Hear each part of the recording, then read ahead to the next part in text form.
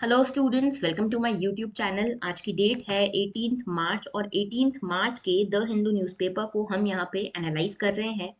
आज का the Hindu analysis हम शुरू करें उससे पहले मैं आपको बता दूं कि आप हमसे इन तीन मीडियम्स के थ्रू कनेक्ट कर सकते हो। टेलीग्राम पे और मेल आईडी पे और साथ में ट्विटर के थ्रू। तो टेलीग्राम पे आपको हमारा चैनल मयूरी भागवानी के नाम से मिल जाएगा, जहाँ पे मैं इन लेक्चर्स की पीडीएफ पोस्ट करती हूँ। जो भी अपडेट्स मुझे देने होते हैं मैं वो देती हूँ, और साथ में आपके लिए मैं यहाँ पे कुछ कुछ क्वेश्चंस क्विजेस वगैरह पोस्ट करती रहती हूँ। संडे को हमारा वीकली टेस्ट है, ठीक है, करंट अफेयर्स का। उसको भी मैं आपका उसके रिगार्डिंग भी अपडेट मैं आपको इधर ही दूंगी। ओके। उसके अलावा आप मुझसे मेल आईडी और ट्विटर पे भी कनेक्ट कर सकते हो। आपकी जो भी क्वेरीज हो रिगार्डिंग यूपीएससी आप मुझसे यहाँ पे पूछ सकते हो। Okay. So today's pinch of positivity, सबसे बड़ी पॉजिटिविटी यही है आज की कि आज होली है। आई से कि आप सभी लोग थोड़ा बहुत ही सही होली सेलिब्रेट ज़रूर करना, क्योंकि फेस्टिवल्स हमारे देश में होते ही इसलिए हैं कि हम लाइफ को प्रॉपरली एक्सपीरियंस करें। क्योंकि कई बार क्या होता है ना कि हम अपने गोल को अकम्प्लिश करने के लिए या अपनी गोल की तरफ इतने ज़्यादा डेडिकेटेड होते हैं, जो कि अच्छी बात है। गोल की तरफ डेडिकेटेड होना अच्छी बात है। और हम क्या करते हैं ना कि हम गोल को अकम्प्लिश करने के लिए कई बार अपनी छोटी छोटी खुशियों को डिले करते जाते हैं, ठीक है। जैसे कि ये बोलते हैं कि ये हो जाए फिर ये करेंगे, ये हो जाए फिर ये करेंगे। ऐसा नहीं करना चाहिए, ठीक है। जो भी मुझे थोड़ा बहुत एक्सपीरियंस है उसके बेसिस पे बता रही हूँ कि जो भी है ना, आज अगर कोई फेस्टिवल है तो अपने फ्रेंड्स के साथ बैठो, फैमिली के साथ टाइम स्पेंड करो, खुद के साथ टाइम स्पेंड करो, और थोड़ा सा इजी रहो अपने ऊपर, स्पेशली आज, ठीक है। क्योंकि यही टाइम है जो आपको छोटी छोटी खुशियां देंगे और आपकी इफिशियंसी प्रोडक्टिविटी और ज्यादा बढ़ा देंगे। Okay. So happy Holi to all of you, और थोड़ा बहुत ही खेलना जरूर, मनाना जरूर। ओके। आज के टॉपिक्स की बात कर लेते हैं। जीएस 1 में हमारे पास कल्चर में से है फूल देई फेस्टिवल के बारे में, ठीक है। जीएस 2 में हम बात करेंगे इंटरनेशनल रिलेशन में ऑर्गेनाइजेशन ऑफ इस्लामिक कोऑपरेशन की। इंडिया कोविड डिप्लोमेसी की बात करेंगे। रशिया यूक्रेन एंड आईसीजे यानी कि इंटरनेशनल कोर्ट ऑफ जस्टिस की बात करेंगे। गवर्नेंस में बात करेंगे कोविड केसेस की, और जीएस 3 में हम डिजास्टर मैनेजमेंट में बात करेंगे हीट वेव्स की। जीएस 4 में we have nothing for today. आज का पहला आर्टिकल अच्छी खबर, ठीक है। एक सेलिब्रेट किया गया है फेस्टिवल, कहाँ पे? उत्तराखंड में। ओके। उत्तराखंड में एक सेलिब्रेट होता है फेस्टिवल जिसका नाम है फूल देई, ठीक है। तो जिस तरह से आपको इस पिक्चर में दिख रहा है कि हर घर के बाहर इस तरह से फूलों से सजाया जाता है। ओके। और यहाँ पे हर कोई जो भी आसपास के एरिया में लोग रहते हैं वो सभी आके साथ में मिलके ये सेलिब्रेट करते हैं फेस्टिवल। ओके। तो देखो यहाँ पे फूल देई क्या है। Phool Dei is celebrated in Garhwal and Kumaon region of Uttarakhand, ठीक है। तो अगर आपसे प्रीलिम्स में पूछा जाता है कि फूल देई कहाँ का फेस्टिवल है, तो याद रखना उत्तराखंड के गढ़वाल कुमाऊं रीजन में इसको सेलिब्रेट किया जाता है हर साल। इन द फ्लावरिंग सीजन मार्च अप्रैल में इसको सेलिब्रेट किया जाता है, एक महीने के लिए। Okay. The local belief is that placing flowers at the door step of the houses for the gods will bring prosperity and blessings. तो जैसे हम दिवाली में रंगोली बनाते हैं घर के बाहर, वैसे ही फूल देई में घरों के बाहर इस तरह से फूल रखे जाते हैं अपने गॉड के लिए, अपने डीटी के लिए, जिसको भी ये लोग पूछते हैं, ठीक है। उनके साथ यहाँ पे क्या होता है कि जो बच्चे होते हैं इनके घरों के, वो सब जाके फूल कलेक्ट करके आते हैं। इनको फूल यारी कहते हैं, ठीक है। और ये सभी बच्चे जो है फिर इकट्ठा मिलके अपने घरों के बाहर ये फूलों को सजाते हैं। ओके। स्प्रिंग के लास्ट डे पे ये यहाँ पे सारी फैमिलीज गैदर होती हैं और आपस में स्वीट्स वगैरह रिटर्न करती हैं, एक दूसरे को ग्रीट करती हैं। तो ये फेस्टिवल जो है ये पीस और हार्मनी को सिंबलाइज करता है between different communities living here, ठीक है। तो एक तरह का इसको आप एथिक्स में भी यूज कर सकते हो, टॉलरेंस वगैरह वाली जो हमारी वैल्यूज है उसमें, कि अलग अलग कम्युनिटीज किस तरह से साथ में रहती हैं। एंड फेस्टिवल्स की सबसे अच्छी बात यही है कि ये डिफरेंसेस को खत्म करता है और ये सबको जोड़ता है। फिर चाहे वो ईद हो, क्रिसमस हो, दिवाली हो, होली हो, जो भी हो, ठीक है। तो यहाँ पे फेस्टिवल्स जो हैं इसीलिए इंपॉर्टेंट हो जाते हैं, और फेस्टिवल ही यहाँ पे पीस और हार्मनी ला रहे हैं पूरी सोसाइटी में। ओके। तो फूल डे आपसे पूछा जाए अगर प्रीलिम्स में कि कहाँ का फेस्टिवल है, कौन सेलिब्रेट करता है, तो आपको समझ में आना चाहिए। ओके। आगे बात करते हैं। OIC is guided by a agenda of nation. तो देखो, मिनिस्ट्री ऑफ एक्सटर्नल अफेयर्स के ये ऑफिशियल हैं। इन्होंने यहाँ पे ये कहा है कि यहाँ पे इंडिया को एक सीरियस व्यू लेना चाहिए, ठीक है। मतलब जो ऑर्गेनाइजेशन ऑफ इस्लामिक कोऑपरेशन है, ये जो है ये काफी ज्यादा ऐसे एजेंडास फैला रही है, ऐसे प्रोपोगंडास फैला रही है जो इंडिया के सॉवरेनिटी के, इंडिया की इंटीग्रिटी के अगेंस्ट है। अब है क्या ये, पहले इसको समझते हैं फिर आते हैं न्यूज़ पे। तो देखो ऑर्गेनाइजेशन ऑफ इस्लामिक कोऑपरेशन जो है, इसमें ये कुछ लगभग 57 कंट्रीज का एक ग्रुप है। और देखो ये सब कंट्रीज हैं, ये देखो अफ्रीका की कुछ कंट्रीज हैं, यहाँ पे देखो मिडिल ईस्ट है, फिर पाकिस्तान, अफगानिस्तान, ये सब भी हैं इसमें। तो मेजरली मुस्लिम वर्ल्ड को ये शोकेस करती है, ठीक है, मुस्लिम वर्ल्ड के इंटरेस्ट को प्रोटेक्ट करना, मुस्लिम वर्ल्ड के इंटरेस्ट को प्रमोट करना इनका मेन उद्देश्य है, ठीक है। तो मुस्लिम कंट्रीज जितनी भी हैं वो सब इसमें आती हैं। ऑलराइट, अब देखो यहाँ पे ऑर्गेनाइजेशन ऑफ इस्लामिक कॉर्पोरेशन, नाम में ही देखो समझ में आ रहा होगा आपको, इस्लामिक कॉर्पोरेशन है, मतलब जितने भी इस्लामिक कंट्रीज हैं। देखो जो भी कंट्रीज अपने आप को ये बोलती हैं कि हाँ हम इस्लामिक रिपब्लिक हैं, वो सब इसमें आती हैं, ठीक है। और ये एक इंटरनेशनल ऑर्गेनाइजेशन है, 1969 में बनी थी। 57 मेंबर कंट्रीज जो है इसमें आती हैं, मेंबर स्टेट्स हैं 57। ऑलराइट, ऑब्जेक्टिव क्या है, देखो मुस्लिम वर्ल्ड के इंटरेस्ट को प्रोटेक्ट करना, सेफगार्ड करना, और इंटरनेशनल पीस एंड हार्मनी को यहाँ पे प्रपोगेट करना, उस बेसिस पे कि मुस्लिम वर्ल्ड का इंटरेस्ट भी यहाँ पे प्रपोगेट हो जाए, प्रमोट हो जाए, ठीक है। तो ये इसका ऑब्जेक्टिव है।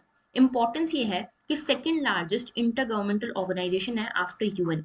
तो यूएन के बाद सबसे बड़ी ऑर्गेनाइजेशन है ओआईसी, ठीक है, यानी कि Organisation of Islamic Cooperation. Headquarters है इसके जिद्दा, सऊदी अरेबिया में। ऑलराइट, अब देखो यहाँ पे प्रॉब्लम क्या है, प्रॉब्लम ये है कि यहाँ पे ओआईसी जो है, इसके पीछे जो मेजर कंट्रीज हैं जिसकी बैकिंग ओआईसी को मिली हुई है, वो है एक तो पाकिस्तान है, टर्की है, ठीक है। ये कुछ कंट्रीज हैं जिसके पीछे ओआईसी को मेजर बैकिंग मिली हुई है। अब देखो पाकिस्तान और टर्की जो है, इंडिया के लिए बहुत अच्छे रिलेशन इनके नहीं रहे हैं इंडिया के साथ, ठीक है। तो पाकिस्तान जैसे कि आपको पता है कश्मीर इशू को उठाता रहता है, टर्की का कोई मतलब नहीं फिर भी वो आता रहता है, ठीक है। तो यहाँ पे कुछ टाइम पहले भी ये हुआ था कि जब जम्मू कश्मीर से 370 खत्म कर दिया गया था, तब भी पाकिस्तान ने काफी ज्यादा इसको ओआईसी तक ले गया, और ओआईसी ने साथ में मिलके इसको काफी, तो इन्होंने ओआईसी ने मिलके यहाँ पे हमारे उस स्टेप को, एफर्ट को काफी क्रिटिसाइज किया था, कंडेम किया था, ठीक है। और ये बार बार कश्मीर इशू को इंटरनेशनलाइज करने की कोशिश करते हैं, ठीक है। तो ओआईसी जो है इसीलिए इंडिया का काफी ज्यादा फेवर कभी करता नहीं है, उल्टा पाकिस्तान की बोली ये बोलता है, ठीक है। तो यहाँ पे ये कहा गया, जो हमारे एक्सटर्नल अफेयर्स के मिनिस्टर के ऑफिशियल हैं, उन्होंने ये कहा कि देखो ओआईसी जो है ना सिंगल नेशन के एजेंडा पे चल रहा है, मतलब यहाँ पे पाकिस्तान की बात कर रहे हैं, सीधे सीधे नहीं बोला है, लेकिन यहाँ पे बात पाकिस्तान की हो रही है कि पाकिस्तान के एजेंडा को प्रमोट करना ही इनका उद्देश्य है, ठीक है। और ये कहते हैं कि आप जो है हमारी सॉवरेनिटी, इंटीग्रिटी के ऊपर क्वेश्चन मार्क क्रिएट कर रहे हो, एंड ऐसा हम एक इंटरनेशनल ऑर्गेनाइजेशन से एक्सपेक्ट नहीं करते। हम आपसे ये एक्सपेक्ट नहीं करते कि आप किसी ऐसी कंट्री को प्रमोट करो जो टेररिज्म को प्रमोट करती है और इंडिया के अगेंस्ट इस तरह की साजिशें वगैरह करती रहती हैं, ठीक है। तो यहाँ पे it is unfortunate that the Organisation of Islamic Cooperation continues to be guided by single members political agenda, ये कहा है। तो बेसिकली यहाँ पे कहा गया कि ऑर्गेनाइजेशन ऑफ इस्लामिक कोऑपरेशन जो है सिर्फ पाकिस्तान के पॉलिटिकल एजेंडा को यहाँ पे एनकरेज कर रही है, जो कि उसको नहीं करना चाहिए, क्योंकि ये एक इंटरनेशनल ऑर्गेनाइजेशन है, ठीक है। इसमें बाकी सारी कंट्रीज भी हैं, तो आप पीस की बात करो, हार्मनी की बात करो, डेवलपमेंट की बात करो, आप क्या ये पॉलिटिकल मुद्दे उठा के बैठे हो, और स्पेशली इंडिया को क्यों आप टारगेट कर रहे हो, इंडिया की सॉवरेनिटी और इंटीग्रिटी को क्यों टारगेट कर रहे हो, ये चीज यहाँ पे कही हुई है, ठीक है। तो ये पूरा ओआईसी आपके लिए इंपॉर्टेंट है फॉर द प्रीलिम्स, ओके। अच्छा, नेक्स्ट न्यूज ये है, Covid cases peak in many Asian Nations. तो एशियन नेशन में, कई सारे एशियन नेशन में कोविड के केसेस वापस से बढ़ना शुरू हो गए हैं, ठीक है। जो रेड वाली जो ये शेडेड कंट्रीज आपको दिख रही हैं, यहाँ पे कोविड के केसेस बहुत ज्यादा है। जैसे साउथ कोरिया में लगभग 3.9 लाख केसेस आ रहे हैं हर दिन, ठीक है। जापान में, उसके अलावा यहाँ पे देखो थाईलैंड में भी लगभग 23,000 केस आ रहे हैं, मलेशिया में, वियतनाम में 2.5 लाख केसेस आ रहे हैं पर डे। तो काफी ज्यादा रेट जो है कोविड का बढ़ गया है। चाइना में भी ऐसा ही हो रहा है, भूटान में ज्यादा केसेस आ रहे हैं। तो बेसिकली देखो यहाँ पे हालांकि केसेस इसमें आ रहे हैं, लेकिन एक चीज ये है कि इनका जो कर्व है अब वापस से रिसीड करने की साइड पे है, ठीक है। मतलब जैसे पीक जा चुका है इनका, और ये कर्व धीरे धीरे फ्लैटन हो रहा है, रिसीड कर रहा है, ठीक है। तो ये एक अच्छी बात है। दूसरी चीज ये कि यहाँ पे कई सारे नए वेरिएंट्स भी आए हैं इसके, ठीक है। पहले इसकी बात कर लेते हैं, फिर वेरिएंट्स की भी बात करेंगे।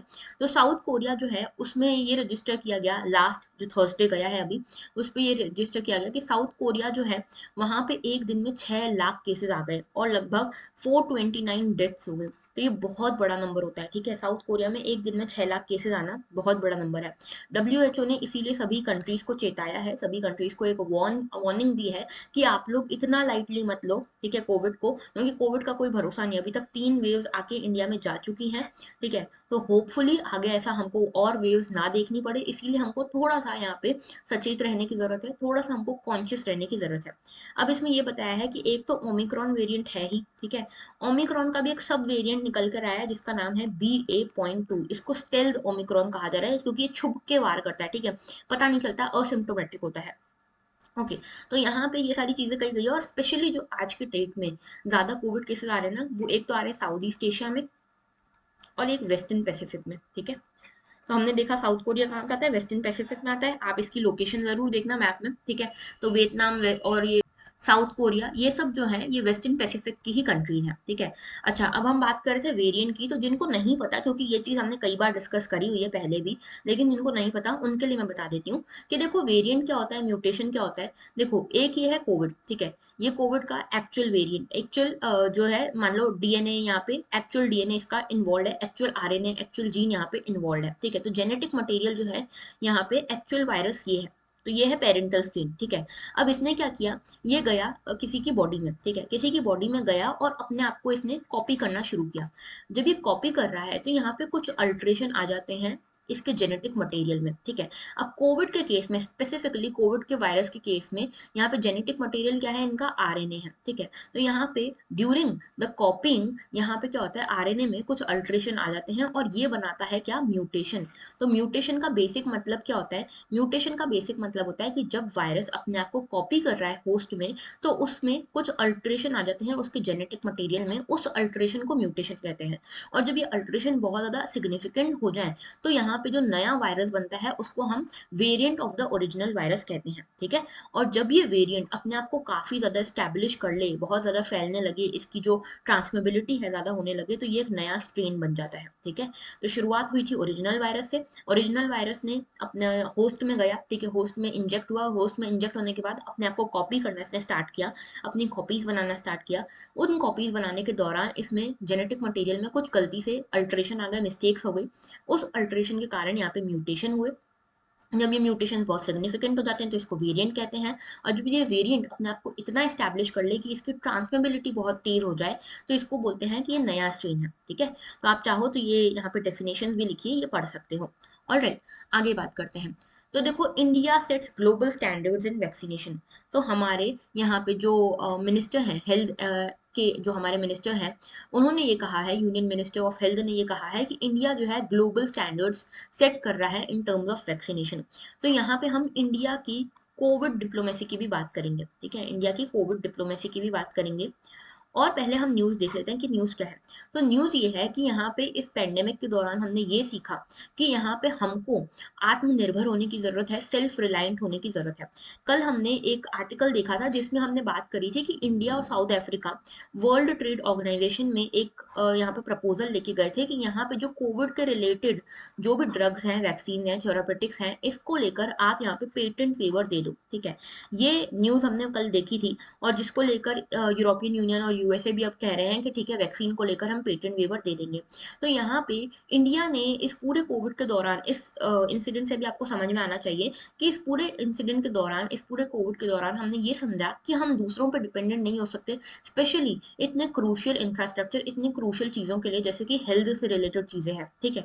तो हम इसके लिए डेवलप्ड कंट्रीज के ऊपर डिपेंडेंट ज़्यादा रह नहीं सकते, हमको बनना है यहाँ पे सेल्फ रिलायंट, आत्मनिर्भर, ठीक है। तो यहाँ पे होल ऑफ गवर्नमेंट और होल ऑफ सोसाइटी, इन दोनों अप्रोचेस के थ्रू हमने यहाँ पे क्या किया, हम यहाँ पे सेल्फ रिलायंट बने इन चीज़ों में, ठीक है। तो हमने अपनी वैक्सीन को डेवलप किया, अपने ड्रग्स को डेवलप किया, टेक्नोलॉजी में हम इन्हें इन्वॉल्व हुए, हम इनोवेशन में इन्वॉल्व हुए, और आज की डेट में सिविल सोसाइटी, एनजीओ सब मिलके साथ में आए हैं और हमने कोविड का एक बेटर मैनेजमेंट किया है, ठीक है।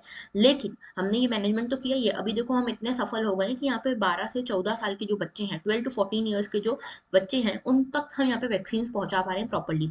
लगभग लगभग 1.8 बिलियन वैक्सीन हम बना चुके हैं, ठीक है, 1.8 बिलियन वैक्सीन बना चुके हैं जो हमने दूसरे देशों को दे दी। अपने देश की तो बात ही नहीं कर रहे, लगभग हमारे देश में भी वैक्सीनेशन अब कंप्लीशन की तरफ जा रहा है, ठीक है। और साथ में हम यहाँ पे अपने देश का तो ख्याल रख ही रहे हैं, अब अपने नेबर्स का भी ख्याल रख रहे हैं, ठीक है। नेबर्स का भी ख्याल रख रहे हैं, कैसे? हमने लगभग 1.8 बिलियन वैक्सीन डोसेस जो हैं ये एक्सपोर्ट करे हैं। एक्सपोर्ट करे ऐसे नहीं कि ट्रेड के फॉर्म में दिए हैं, कुछ ट्रेड के फॉर्म में भी दिए, कुछ से पैसे भी कमाए हैं, लेकिन मैक्सिमम ऑफ देम हमने यहाँ पे दिए हैं एज एन एड, ठीक है, एज एन हेल्प।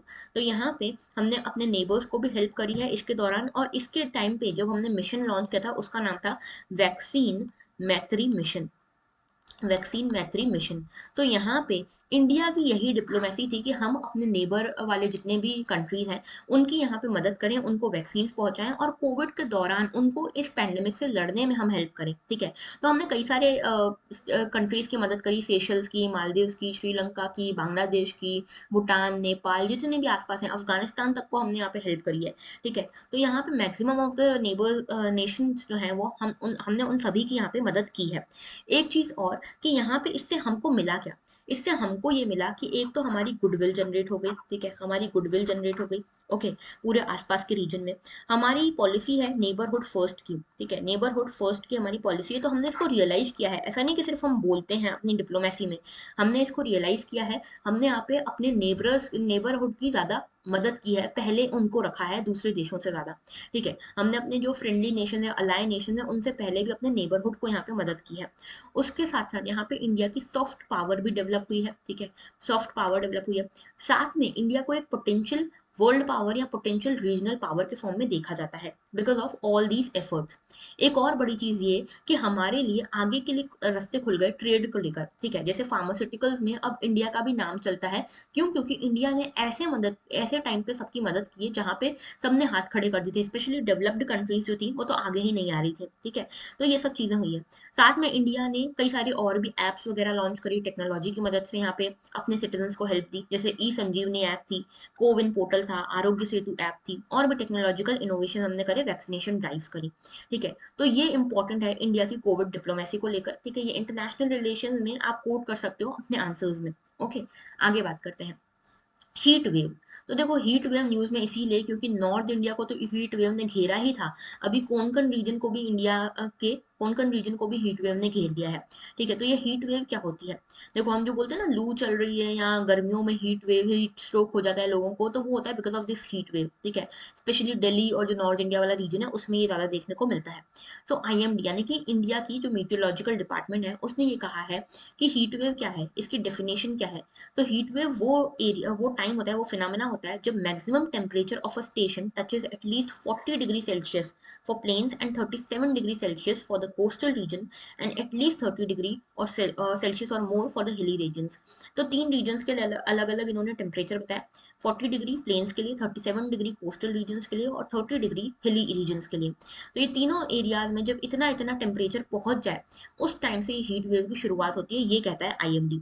तो एग्जैक्ट क्राइटेरिया ये है कि हीट वेव तब होता है जब किसी भी एरिया में नॉर्मल टेम्परेचर के ऊपर कुछ थ्रेशोल्ड टेम्परेचर ऐड हो जाए। जैसे कि अगर प्लेन्स की बात कर रहे हैं तो यहाँ पे 4.5 से लेके 6.4 डिग्री सेल्सियस तक अगर इसके ऊपर और टेम्परेचर आ रहा है, ठीक है, मतलब नॉर्मल टेम्परेचर में इतना एडिशनल टेम्परेचर और जुड़ के आ रहा है, तो उसको हम कहते हैं हीट वेव। और इसके बाद 6.4 डिग्री सेल्सियस से भी ज्यादा एडिशनल टेम्परेचर अगर हो जाता है तो उसको हम कहते हैं सिवियर हीट वेव, ठीक है, severe heat wave. Alright, plains के लिए जो एक्चुअल मैक्सिमम टेम्परेचर है उसको हम 45 डिग्री मान सकते हैं, ठीक है। और सिवियर हीट वेव यहाँ पे होती है जब 47 डिग्री से पार हो जाता है। वैसे ही यहाँ पे अगर लोकेलिटी में, किसी भी लोकेलिटी में 45 डिग्री या 47 डिग्री आ रहा है टेम्परेचर, ठीक है, तो उसको हम कहते हैं हीट वेव या सिवियर हीट वेव, ओके। तो ये बेसिक क्राइटेरिया है। अब देखो हीट वेव में क्या होता है, यूजुअली आपको लगता होगा कि जब टेम्परेचर बढ़ता है ना, टेम्परेचर जब बढ़ता है तो क्या होता है यहाँ पे, प्रेशर भी, प्रेशर जो होता है वो क्या होता है, प्रेशर कम होता है, ठीक है। तो टेम्परेचर के बढ़ने से प्रेशर कम होता है, ये हमने पढ़ा है, ठीक है, ये बहुत बेसिक फिनोमिना है। लेकिन इसका जब उल्टा हो जाए, टेम्परेचर बढ़ रहा है लेकिन साथ में प्रेशर भी बढ़ जाए, ठीक है, प्रेशर भी बढ़ जाए, हाई प्रेशर वाला रीजन हो जाए, तो उसको हम हीट वेव, यहाँ पे हीट वेव की संभावना ज्यादा बनती है। तो हीट वेव क्या है? Heat waves are generally the result of trapped air, they occur when a system of high atmospheric pressure moves into an area and last 2 or more days। तो basically क्या होता है, देखो आपने अगर क्लाइमेटोलॉजी वगैरह पढ़ा होगा ज्योग्राफी में, तो आपको पता होगा कि जैसे मान लो ये हाई प्रेशर एरिया है, ये लो प्रेशर एरिया है, ठीक है। तो विंड्स कैसे ट्रेवल करती हैं, यहाँ पे ये देखो लो प्रेशर से, ये देखो लो प्रेशर से इस तरह से ऊपर उठती हैं, है ना, ये अपवेल करती हैं और ये डाइवर्ट होती हैं towards the high pressure area, और हाई प्रेशर पे जाके इस तरह से सिंक करती हैं, है ना। तो ये इस तरह से यहाँ पे चलता है, और सरफेस पे कैसे चलता है, high pressure to low pressure चलती है विंड्स। अब यहाँ पे क्या होता है, जहाँ पे हाई प्रेशर है, हाई प्रेशर है तो वहां पे देखो विंड्स सिंक करती हैं, सिंक करती हैं यानी कि एयर अंदर नीचे दबती जाती है, ठीक है। यहाँ पे क्या होती है, एयर का, यहाँ पे एयर बाहर निकलती है, ठीक है, तो थोड़ा सा खुला खुला हुआ मौसम बनता है। लेकिन यहाँ पे जो एयर है वो दबती जाती है, और यहाँ पे एयर जो है इस तरह से ट्रैप हो जाती है, ठीक है। और यहाँ पे क्योंकि जो एयर है वो नीचे सिंक कर रही है, तो यहाँ पे कोई इवेपोरेशन नहीं हो पाता प्रॉपरली, और यहाँ पे इसीलिए कोई प्रेसिपिटेशन नहीं हो पाता, कोई बारिश की संभावना नहीं बनती, रेनफॉल या प्रेसिपिटेशन की संभावना नहीं बनती। लो प्रेशर में ऐसा होता है कि यहाँ पे इवेपोरेशन होता है, इसीलिए कंडेंसेशन भी होता है, प्रेसिपिटेशन भी होता है। हाई प्रेशर में कोई कंडेंसेशन नहीं होता, कोई प्रेसिपिटेशन नहीं होता है, सिर्फ एयर ट्रैप होती जाती है। तो ऐसा टाइम आ जाए जब टेम्परेचर भी बढ़ा हुआ है समर्स में, और यहाँ पे हाई प्रेशर एरिया डेवलप हो जाए, और यहाँ पे एयर इस तरह से सिंक करने लगे, और यहाँ पे एयर ट्रैप हो जाए इस बलून टाइप के एरिया में, देखो यहाँ पे दिख रहे हो, यहाँ पे एयर क्या हो गई, ट्रैप हो गई सिंक होते होते, ओके। और यहाँ पे जब ये एयर ट्रैप होके 2 दिन तक रह जाए किसी एरिया पे, तो यहाँ पे हीट वेव्स डेवलप होने लगती है, ठीक है। तो ये चीज है। अब हाई प्रेशर बना यहाँ पे, और यहाँ पे स्ट्रेंथन होने लगा कुछ डेज, कुछ वीक्स तक भी, तो यहाँ पे हाई हीट वेव बनने लगती है। तो हाई प्रेशर सिस्टम है, ठीक है, एयर डाउनवर्ड जा रही है, और साथ में कोई भी जो आसपास की ग्राउंड की एयर है वो उठ नहीं पा रही, राइज नहीं कर पा रही। जो बाहर का एरिया, जैसे ये देखो यहाँ बाहर का एरिया, लो प्रेशर एरिया जो है, इसके सराउंडिंग में ये जो पेरीफेरी, वहां पे, वहां से एयर उठ रही है, ठीक है, इधर से। तो यहाँ पे जो सिंकिंग एयर है ये कैप की तरह एक्ट करती है, और ये वार्म एयर को अंदर ट्रैप कर लेती है, और यहाँ से बाहर नहीं निकल पाती वार्म एयर, ठीक है। तो ये बनती है हीट वेव। अब देखो हीट वेव इंडिया में इतनी ज्यादा क्यों हो रही है, तो एक तो हमारे यहाँ पे अर्बन हीट आइलैंड्स बन रहे हैं। अर्बन हीट आइलैंड्स क्या होते हैं, जब हम अपने अर्बन एरियाज में इतने ज्यादा कंक्रीटिंग कर देते हैं सर्फेसिस की, यहाँ पे रोड बना रहे हैं, पक्के रोड बना रहे हैं, कंक्रीट की बिल्डिंग्स बना रहे हैं, ट्री कवर हमारा कम होता जा रहा है, तो यहाँ पे एक हीट आइलैंड जैसा बन जाता है, जहाँ पे टेम्परेचर और प्रेशर जो है वो ज्यादा रहता है आसपास के एरिया से। तो अर्बन हीट आइलैंड इफेक्ट जो होता है उसमें 3 से 4 डिग्री टेम्परेचर बढ़ा हुआ रहता है। ज्यादा हीट वेव्स वहां पे भी होती हैं जहाँ पे जो एवरेज टेम्परेचर है वो 0.8 डिग्री से ज्यादा राइज हो गया हो 100 सालों में। नाइट टेम्परेचर भी धीरे धीरे राइज होने लगता है। Higher daily peak temperatures and longer more intense heat waves are becoming increasingly frequent. यहाँ पे क्लाइमेट चेंज भी एक बहुत बड़ा कारण है। साथ में यहाँ पे यूवी रेज की जो इंटेंसिटी है वो भी बढ़ रही है, और साथ साथ में यहाँ पे एक कॉम्बिनेशन बन रहा है, exceptional heat stress and predominant rural population making India vulnerable to heat wave. तो पहले तो क्या था कि सिर्फ अर्बन एरियाज तक ये चीजें सीमित थी, अब रूरल एरियाज तक जा रही है, तो रूरल एरियाज में तो इतना इंफ्रास्ट्रक्चर भी नहीं है कि इससे हम लड़ सके, इसको एड्रेस कर सके, ओके। अच्छा, अब इंडिया को करना क्या चाहिए, तो सबसे पहले तो इंडिया को अपने हीट हॉटस्पॉट्स का पता लगाना चाहिए, आइडेंटिफाई करना चाहिए प्रॉपर ट्रैकिंग के थ्रू, मीटियोलॉजिकल डाटा निकालना चाहिए, उससे ट्रैक करना चाहिए, उसमें टाइमली डेवलपमेंट और इम्प्लीमेंटेशन करना चाहिए हीट एक्शन प्लान्स का, इंटर एजेंसी कोऑर्डिनेशन बनाना चाहिए, और साथ में वल्नरेबल ग्रुप्स को यहाँ पे ध्यान रखना चाहिए, स्पेशली इनका, जैसे वुमेन हो गए, चिल्ड्रन हो गए, एल्डरली हो गए, इनका ज्यादा ध्यान रखना चाहिए, ठीक है। उसके साथ साथ यहाँ पे ऑक्यूपेशनल हेल्थ स्टैंडर्ड यहाँ पे सेटअप करने चाहिए, कि एक प्रॉपर ऑक्यूपेशनल हेल्थ स्टैंडर्ड हो, लेबर लॉज हो, और उसके साथ साथ सेक्टोरल रेगुलेशन यहाँ पे सेटअप करना चाहिए। 3 सेक्टर्स, हेल्थ, वाटर और पावर, इनमें कोऑर्डिनेशन होना चाहिए, ओके। ट्रेडिशनल अडेप्टेशन प्रैक्टिसेस हमको लेनी चाहिए, जैसे कि घर में रहो, क्लॉथ्स कंफर्टेबल पहनो, कॉटन के क्लॉथ्स पहनो, बार बार अपना हाइड्रेशन करो, पानी पियो, लिक्विड्स लो, ठीक है, ये सब करना चाहिए। Popularisation of simple design features, तो डिजाइन फीचर्स बिल्डिंग में जैसे कि शेडेड विंडोज हो, उसके अलावा अंडरग्राउंड वाटर स्टोरेज टैंक्स हो, housing material insulating type of हो, ठीक है। तो ये सब चीजें करनी चाहिए जो ट्रेडिशनल मेथड्स हैं। इसके साथ साथ लोकल हीट एक्शन प्लान बना के इसका इम्प्लीमेंटेशन प्रॉपरली हो, इफेक्टिव इंटर एजेंसी कोऑर्डिनेशन हो, ये सब चीजें हम कर सकते हैं हीट वेव से छुटकारा पाने के लिए, ओके। आगे बात करते हैं। देखो ये आर्टिकल है Russia Ukraine conflict, ICJ's provisional measures on military operations. So देखो बेसिकली हुआ क्या है। हुआ ये है कि रशिया और यूक्रेन की यहाँ पे वॉर चल रही है, लगभग फोर्थ वीक में ये वॉर एंटर कर चुकी है। अब ऐसे में यहाँ पे ये वॉर के चलते जो है यूक्रेन बहुत पहले ही लगभग 26 फरवरी को यहाँ पे आईसीजे यानी कि इंटरनेशनल कोर्ट ऑफ जस्टिस के पास गया। और यहाँ पे इंटरनेशनल कोर्ट ऑफ जस्टिस के पास जाके यूक्रेन ने कहा कि एक तो रशिया जो है वो ये कह रहा है कि हम अपने डॉनबास रीजन में, डॉनबास यहाँ का यूक्रेन का ईस्टर्न रीजन है जहाँ पे कुछ सेपरेटिस्ट टेंडेंसीज हैं यूक्रेन में ही। तो रशिया ये कह रहा है कि यूक्रेन ने डॉनबास रीजन में जेनोसाइड किया है। तो पहली चीज यूक्रेन ने आईसीजे के पास जाके बोली कि हमने कोई जेनोसाइड नहीं किया है, कोई इसका एविडेंस हो आपके पास तो हमको लाके दे दो, हमने कोई जेनोसाइड यहाँ पे नहीं किया है। पहली चीज। दूसरी चीज इन्होंने ये कहा कि यूक्रेन ने ये कहा आईसीजे को कि एक तो आप रशिया को यहाँ पे रोको, रशिया हमारे ऊपर मिलिट्री एक्शन कर रहा है।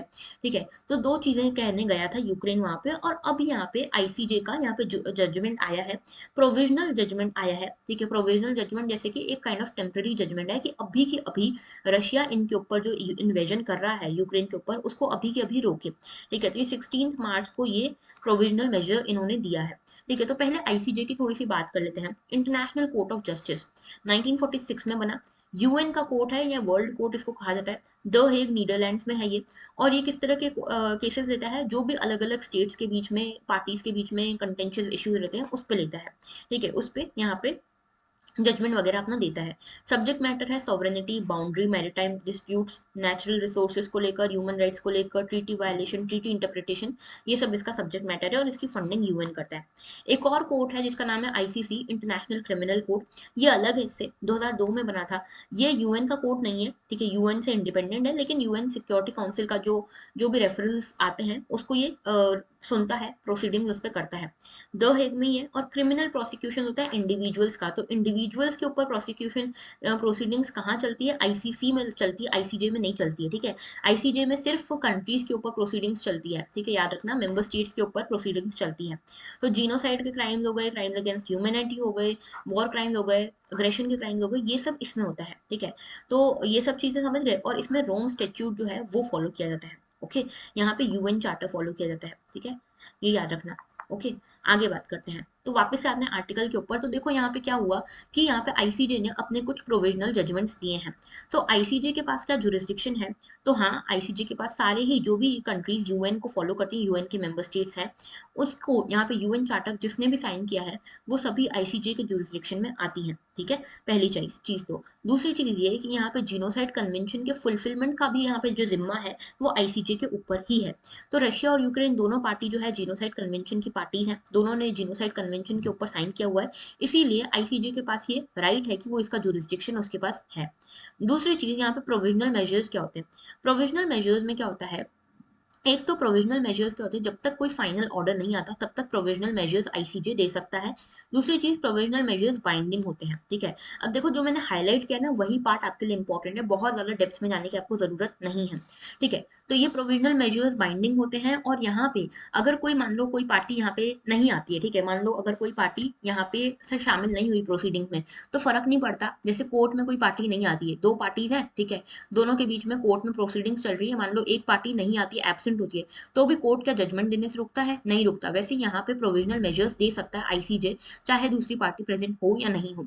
इसीलिए रशिया यहाँ पे प्रेजेंट नहीं हो रहा था, फिर भी यहाँ पे प्रोविजनल मेजर के फॉर्म में आईसीजे ने अपना जजमेंट दिया है। अभी प्रोविजनल मेजर्स की कुछ कंडीशन है।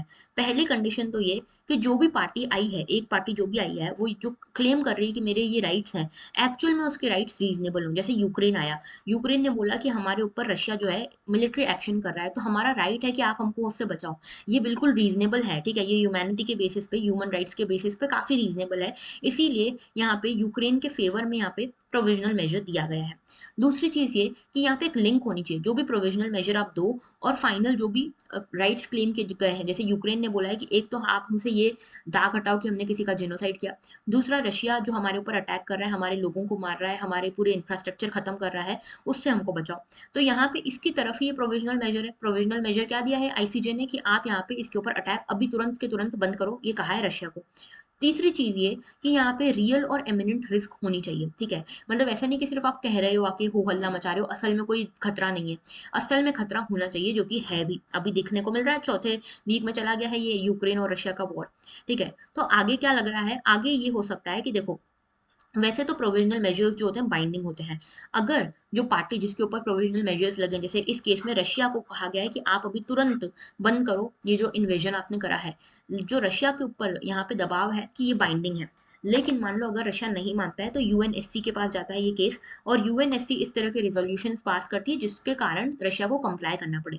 लेकिन इस पर्टिकुलर केस में क्या होगा कि यहाँ पे यूएनएससी भी कुछ नहीं कर पाएगी। क्यों? क्योंकि यूएनएससी का 5 परमानेंट मेंबर्स में एक रशिया भी है, और रशिया के पास इसीलिए वीटो पावर है। तो अगर कोई भी रिजोल्यूशन यूएनएससी पास करता है उसको रशिया वीटो कर देगा, और रशिया के अगेंस्ट यूएनएससी कुछ नहीं कर पाएगी। उसके बाद यूएनजीए यानी कि यूनाइटेड नेशन जनरल असेंबली इसके अगेंस्ट रिजोल्यूशन पास कर सकती है, लेकिन उसका भी बहुत ज्यादा कोई महत्व है नहीं, क्योंकि जनरल असेंबली के पास कोई ऐसे कोअर्सिव पावर्स नहीं है कि ये सामने वाले को कंप्लाई करने पे मजबूर कर सके। ठीक है, तो ये पूरा आर्टिकल है। तो रशिया ने अभी पार्टिसिपेट नहीं किया है इंटरनेशनल जो कोर्ट है जस्टिस का। वो ये दिखाता है कि एक डिसरिस्पेक्ट है इंटरनेशनल लॉ की, इंटरनेशनल इंस्टीट्यूशंस की, और यहाँ पे इससे रेपुटेशनल हार्म रशिया को ही होगा। ठीक है, ये आर्टिकल ये कहता है।